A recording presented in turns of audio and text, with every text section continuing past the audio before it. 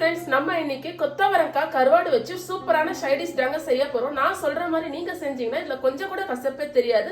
வாங்க எப்படி செய்யறதுன்னு சொல்லி பார்க்கலாம். இந்த டிஷ் செய்யறதுக்கு நம்ம ஃபர்ஸ்ட் ஸ்டவ் ஆன் பண்ணிட்டு ஒரு குக்கர் வச்சிடலாம். குக்கர் நல்லா ஹீட் ஆனோடனே 4 டேபிள் ஸ்பூன் நம்ம எண்ணெய் ஊத்திக்கலாம்.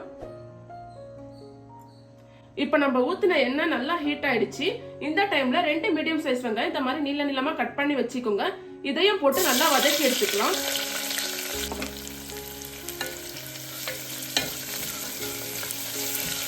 வெங்காயம் நல்லா கோல்டன் பிரவுன் ஆகணும், அது வரைக்கும் நல்லா நம்ம வதக்கி எடுத்துப்போம். இப்ப பாருங்க வெங்காயம் நல்லா வதங்கி வந்துடுச்சு. இது கூடயே 1 டேபிள் ஸ்பூன் இஞ்சி பூண்டு பேஸ்ட் ஆட் பண்ணிக்கலாம்.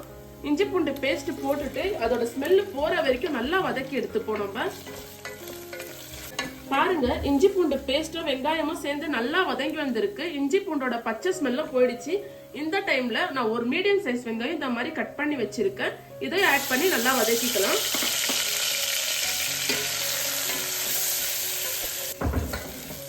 பாருங்க இப்ப நம்ம போட்ட தக்காளியும் நல்லா வதங்கி வந்துருச்சு.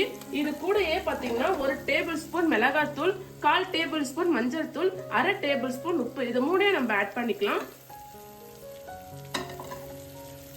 இது மூணையும் ஆட் பண்ணிட்டு மசாலா ஸ்மெல் போற வரைக்கும் நல்லா வதக்கி எடுத்துக்கோங்க.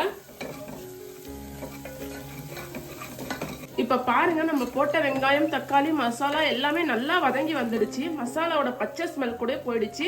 இது கூடயே நம்ம கட் பண்ணி வச்சிருக்க கொத்தரக்காவை ஆட் பண்ணிப்போம். நான் இன்னைக்கு 1/4 கிலோ கொத்தவரங்காய் எடுத்திருக்கேன். இது எல்லாமே குட்டி குட்டியா கட் பண்ணி வச்சிருக்கேன். இதை ஆட் பண்ணிப்போம். இப்ப கொத்தரக்காய் போட்டா வச்சுங்க. இப்ப ஒரு தடவை கலந்து விட்டுக்கலாம். நல்லா அந்த மசாலா கூட கொத்தரங்காய் நல்லா சேர்ந்து வரட்டும். நல்லா கலந்து விட்டாச்சு. இப்ப இந்த டைம்ல நம்ம கிளீன் பண்ணி வச்சிருக்க கருவாடு ஆட் பண்ணிப்போம். கருவாடையும் போட்டு நல்லா கலக்கி விட்டுக்கலாம்.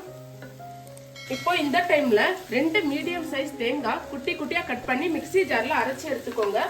நான் மிக்ஸி ஜார்ல அரைச்சி எடுத்துட்டேன். இதையும் போட்டு நல்லா கலந்து விட்டுக்கலாம்.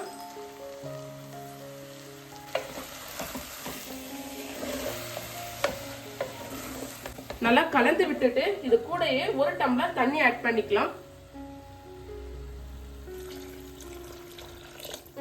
நீங்க உப்பு மட்டும் பார்த்து போடுங்க, ஏன்னா நம்ம கருவாடு போட்டிருக்கோம். கருவாடிலும் ஏற்கனவே உப்பு இருக்கும். இப்போ நம்ம குக்கரை மூடிடலாம். ஒரு 2 விசில் வர வரைக்கும் நம்ம வெயிட் பண்ணலாம். நம்ம ஏன் கொத்தவரங்காய் குக்கர்ல செய்யறோம்னு சொல்லி பாத்தீங்கன்னா குக்கர்ல அது வெந்து வரும்போது டேஸ்ட் நல்லா இருக்கும். இப்போ நம்ம வெயிட் பண்ணுவோம் 2 விசில் வர வரைக்கும். 2 விசில் ஆயிடுச்சுங்க. இப்ப நம்ம ஸ்டவ் ஆஃப் பண்ணிடலாம். பிரஷர் போற வரைக்கும் நம்ம வெயிட் பண்ணுவோம்.